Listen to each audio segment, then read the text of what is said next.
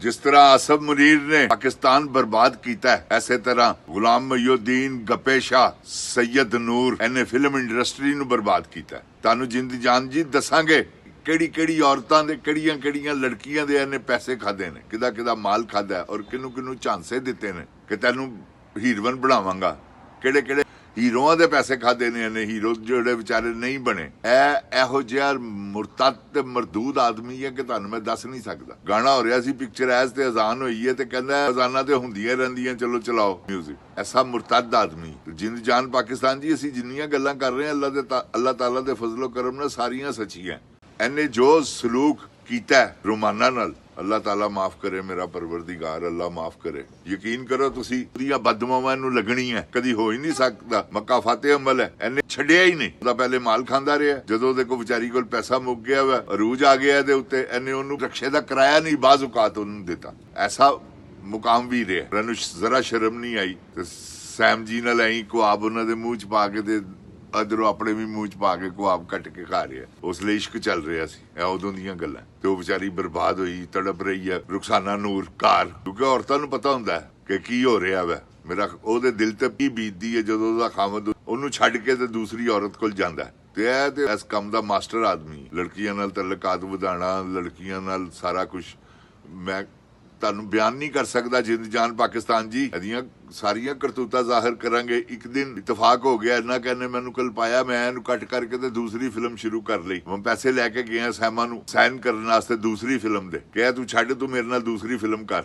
ਮੈਂ ਉਹਨੂੰ ਜਾ ਕੇ ਲੱਖ ਰੁਪਈਆ ਮੈਂ ਕਿਹਾ ਲੈ ਫੜ। ਉਸ ਤੋਂ ਬਾਅਦ ਇਹਨੇ ਫਿਰ ਦੁਬਾਰਾ ਮੇਰੇ ਨਾਲ ਪੈਚਅਪ ਕੀਤਾ। ਫਿਰ ਵਿੱਚ ਇੱਥੋਂ ਤੱਕ ਮੇਰਾ ਇਹਦਾ ਰਫੜ ਚੱਲਿਆ ਕਿ ਹਾਫਿਜ਼ ਤਾਰਕ ਸਾਹਿਬ ਆ ਗਏ ਵਿੱਚ, ਉਹਨਾਂ ਨੂੰ ਬੁਲਾਣਾ ਪੈ ਗਿਆ ਮੈਨੂੰ। ਉਹਨਾਂ ਨੇ ਬੈਠ ਕੇ ਪੈਚਅਪ ਕਰਵਾਇਆ। 3 ਲੱਖ ਰੁਪਇਆ ਨੇ ਡਾਇਰੈਕਸ਼ਨ ਦਾ ਮੇਰੇ ਤੇ ਪਾਇਆ ਤੇ 3 ਲੱਖ ਹੀ सैम जी ने लिता। लोगों को 2-2, 1.5 लाख रुपया भी। अकरम खान साहब को पहली फिल्म 10,000 दी, दूसरी 20,000 दी, तीसरी 30,000 दी, इस तरह ते हर महीने ਦੀਆਂ 10 ਡੇਟਾਂ ਅਕਰਮ ਖਾਨ ਸਾਹਿਬ ਨਾਲ। ਤੇ ਦੂਸਰਾ ਜਿਹੜਾ ਸਟਾਮ ਸੀ ਉਹਦੇ ਤੇ ਕੀ ਲਿਖਿਆ ਸੀ ਉਹ ਕਿਸੇ ਵੇਲੇ ਉਹ ਵੀ ਡਿਸਕਸ ਕਰਾਂਗੇ।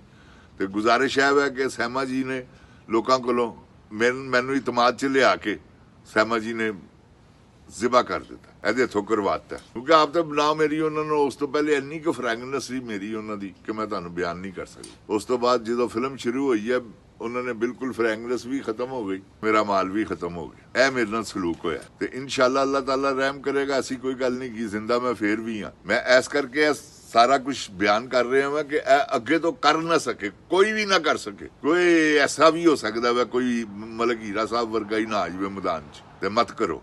ਇਹ ਇੰਡਸਟਰੀ ਇੱਕ ਜ਼ਾਲਮਾਂ ਦੀ ਇੰਡਸਟਰੀ ਹੈ ਕਿ ਤੁਹਾਨੂੰ ਮੈਂ ਬਿਆਨ ਨਹੀਂ ਕਰ ਸਕਦਾ। ਹੁਣ ਤੇ ਖਤਮ ਹੋ ਗਈ। ਉਹ ਜ਼ਾਲਮਾਂ ਨੇ ਖਤਮ ਕੀਤੀ ਜ਼ੁਲਮ ਕਰਕੇ ਲੋਕਾਂ ਨਾਲ। ਨਹੀਂ ਤੇ ਲੋਕੀ ਤੇ ਫਿਲਮ ਵਰਗਾ ਬਿਜ਼ਨਸ ਹੀ, ਸ਼ੋ ਬਿਜ਼ ਦੁਨੀਆ ਦਾ ਸਭ ਤੋਂ ਤੇਜ਼ ਤਰੀਨ ਬਿਜ਼ਨਸ ਹੈ ਜੇ ਅਗਰ ਬਿਜ਼ਨਸ ਤਰੀਕੇ ਨਾਲ ਕੀਤਾ ਜਾਏ। ਇਹਨਾਂ ਨੇ ਦਿਹਾੜੀਆਂ ਲਾਈਆਂ ਨੇ, ਇਹਨਾਂ ਨੇ ਪ੍ਰੋਡਿਊਸਰਾਂ ਨੂੰ ਮਾਰਨ ਦੀ ਕੋਸ਼ਿਸ਼ ਕੀਤੀ ਹੈ। ਪਬਲਿਕ ਨੱਸ ਗਈ ਇਹਨਾਂ ਕੋਲੋਂ, ਜਿਸ ਲਈ ਇਹਨਾਂ ਨੇ ਬਦਨੀਅਤ ਹੋ ਕੇ ਫਿਲਮਾਂ ਬਣਾਈਆਂ। ਜ਼ਿੰਦਾ ਮਿਸਾਲ ਮੈਂ ਤੁਹਾਡੇ ਸਾਹਮਣੇ ਬੈਠਾ ਹਾਂ। ਦਾਊਦ ਭੱਟ ਸਾਹਿਬ, ਅੱਲਾ ਉਹਨਾਂ ਨੂੰ ਗਰੀਕੇ ਰਹਿਮਤ ਕਰੇ, ਸ਼ਾਨ ਨੇ ਉਹਨਾਂ ਨੂੰ 2 ਲੱਖ ਰੁਪਇਆ ਦਿੱਤਾ ਬਕਾਇਦਾ ਫਿਲਮ ਦਵਾਈ ਚਿਰਾਗ ਬਾਲੀ।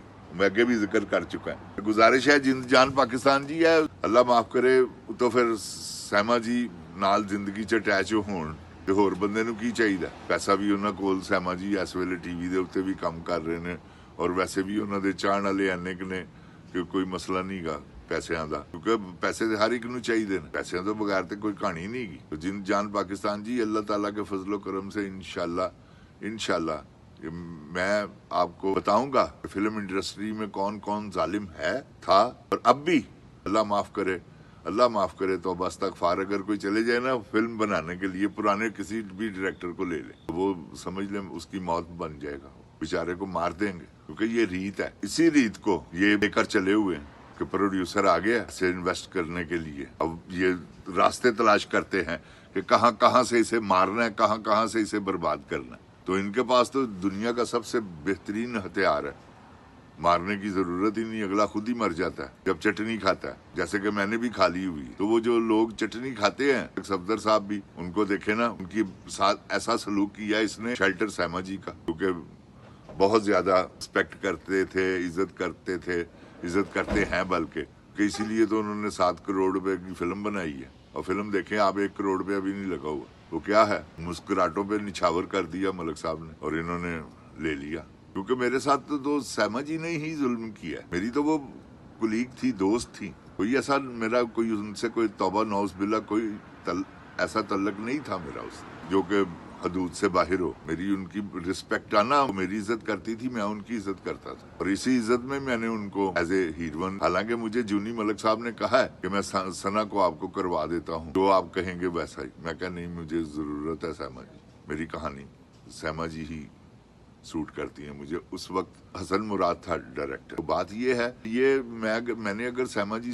पे इतबार किया तो किस लिए किया था? इसलिए कि मुझे पता था मेरी रिस्पेक्ट करती हैं, मेरी पार्टनर है, मुझे पार्टनर बना के सैम जी ने धोखा दिया। इस बात का मुझे दुख है। क्यों दिया मुझे धोखा? मेरा पाकिस्तान मुझसे छुड़वा दिया यार। मैं आपको क्या पता कि यहाँ खुश हूँ? नहीं, अपना मुल्क अपना ही है बस। ठीक है, मेरे बच्चे यहाँ खुश हैं, ठीक है, यहाँ रहे।